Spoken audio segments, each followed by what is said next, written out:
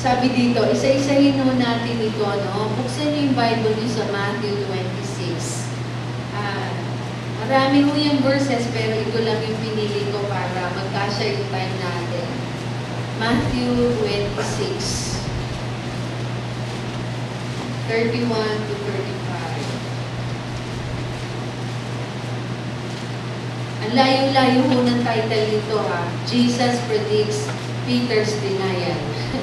Ang layo-layo. Ano ba kinalaman dito doon sa second watch? Then Jesus told them, "This very night you will fall away on account of me, for it is written, I will strike the shepherd and the sheep of the flock will be scattered." Sabi dito, this very night you will fall away on account of me. Ito pong oras na ito, yung second watch. Ito yung time na antok na yung mga tao. Sino dito hindi inaantok in between this time? 9 to 12. Lalo na pagka-activity sa church, di ba?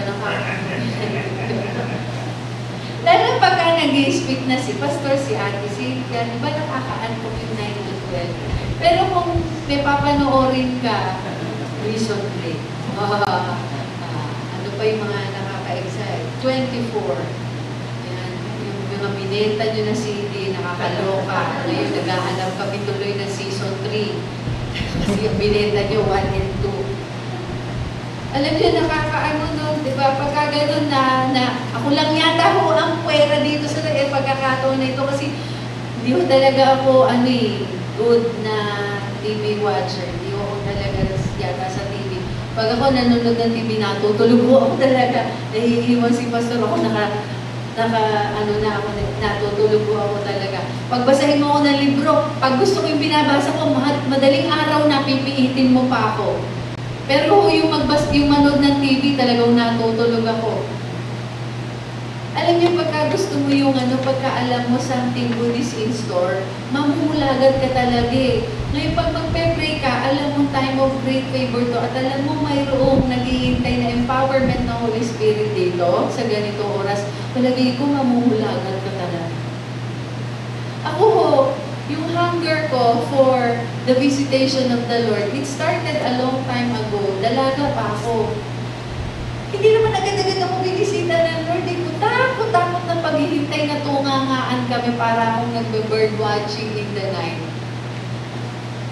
Alam niyo ba yun? Hindi naman agad-agad dumating ang Lord na tiyaran. Kinausap ako kaagad. Imagine niyo, tagal-tagal bago niya nga ako na-baptize ng Holy Spirit. 9 years! It took me 9 years on my knees bago ako na-baptize ng Holy Spirit. Tapos, ang dami yung pagkakataon na gini, wala naman sinasabi ang Lord. Ngayon na lang yung may kausap ako, nagkikwento siya ng dream, sinasabi ng Lord yung interpretation ng dream. Sabi, Pastor, dahil nakaka-amaze ka, ako rin na-amaze eh. Kasi ngayon parang ang bilis-bilis mag-interpret ng dreams. Parang, sabi ko, hindi ko alam na may gano'n ako, yung interpretation of tongues. Dati pray tayo ng pray. Ngayon, parang nagtatangs ka, naririnig ko in English, parang, all glory to God, pero mga kapatid, it took a while bago ko ito ma-experience. Talagang hinintay ko yung outpouring ng Holy Spirit, parang talagang ilang madaling araw ka ginigising ng Lord bago ko ito na-experience. Kayo, hindi kayo alas 3 ha? Maunawaan nyo ba't ako alas 3? Maunawaan nyo pagdating natin doon sa watch na yun. Pero ngayon ang tinuturo sa inyo ng Lord, 9 to 12. Magsaya kayo kung 9 to 12 kayo pagpe-pray ng Lord. Kasi 9 to 12 lang, ipapadala na sa inyo ang Holy Spirit. Ibig sabihin, yung mga gifts na gusto nyo ma-experience at ma-enjoy, pwede na ninyo ma-enjoy. Hindi katulad ko. Parang yung pinagbabayaran ko, no? Parang tanong yung kay Pastor, ngayon lang namin ito kinukwento na. Pero, mula nung kinasal kami, sabi ni Pastor, dahil hindi ka ba napapagod, hindi ka ba nahihilo, hindi ka ba naano. Kailan ko lang na-experience yung nung huling pinag-fasting ako ng Lord ng 3 days nagulat ako kinalingguhan, in-ordain ako. Ganun ang dilig sa akin ng Lord eh. Pero sa inyo, iba, ito pinapaturo ng Lord sa inyo Matthew 26, sabing ganun, this very night, ang pangit nga lang eh, kasi ang kasunod nun, this very night, you will all fall away.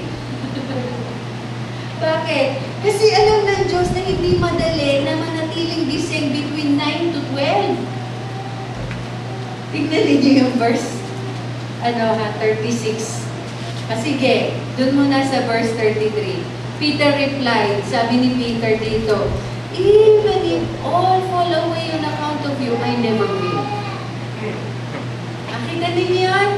Palagay ko kayong lahat may heart ni Peter ngayon. Lord, kahit na matulog na sila lahat, basta ako dito kasi sabi po ni Pastora Cynthia, merong outpouring ng Holy Spirit tonight. Ganyan din ako kasiba.